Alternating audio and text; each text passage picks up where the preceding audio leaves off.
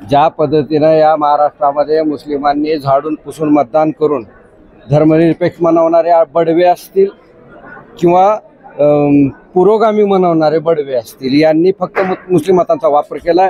आमचं म्हणणं असं आहे, मतं घ्या, आम्ही तुम्हाला भरभरून प्रेम देऊ, पण तुमचं सवतीचं प्रेम हे आमच्यावर कधी उतू येणार याकडे आमचं लक्ष आहे. किंवा मतदान घ्यायचं, सत्तेत बसायचं, सत्तेचा मलिदा लाटायचा, परंतु मुस्लिमांना जेव्हा देण्याची वेळ येते त्यावेळेस तुमची दातखिळ बसते. ती दातखिळ उघडण्यासाठीच मुस्लिम आरक्षण शिक्षण संरक्षण परिषद लातूरची राज्यव्यापी इथं लातूरात घेण्यात आलेली आहे.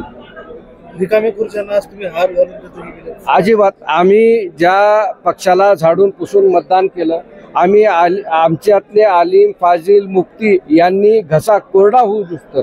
बेंबीच्या देठापासून फिरका परस्त ताकतों को रोकने के लिए वोटिंग करना है. मतदानाचा टक्का वाढवला, परंतु मतदानाचा टक्का वाढवला, मतदानात देऊन सत्तेत बसवलं, परंतु त्यांना आता काही मोबदल्यात द्यावं अशी आमची मागणी आहे. आणि राजकीय सत्तेच्या राजकीय आरक्षणाच्या पलीकडचा सुद्धा विचार या पक्षांनी केला पाहिजे. कारण आमचं म्हणणं असं आहे की आम्ही काय तुळजापूरहून किंवा मी काय शिर्डीतून निवडून येणार नाही. मी जिथं बहुल मुस्लिम वस्तीतले शहर आहेत त्या वस्तीच्या शहरामध्ये सुद्धा या पक्षांनी तिघांनी, जे तथाकथित पुरोगामी म्हणतात त्यांनी आणि जे पुरोगामी झालेले त्यांनी सुद्धा मुस्लिमांना राजकीय आरक्षण द्यावं अशी आमची मागणी.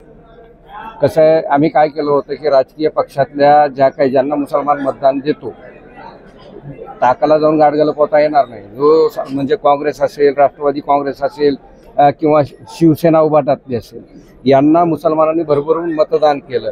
आणि म्हणून आमची जी कैफियत होती की आमच्यावरती सामाजिक, राजकीय, शैक्षणिक, औद्योगिक सगळ्या प्रकारचे जे अत्याचार होतात, आम्हाला लाथाडलं जातं, त्यासाठीचा जाब विचारण्यासाठी ही मुस्लिम आरक्षण शिक्षण संरक्षण परिषद लातूरला बोलावली होती. परंतु त्यातला एकही प्रतिनिधी उपस्थित राहिला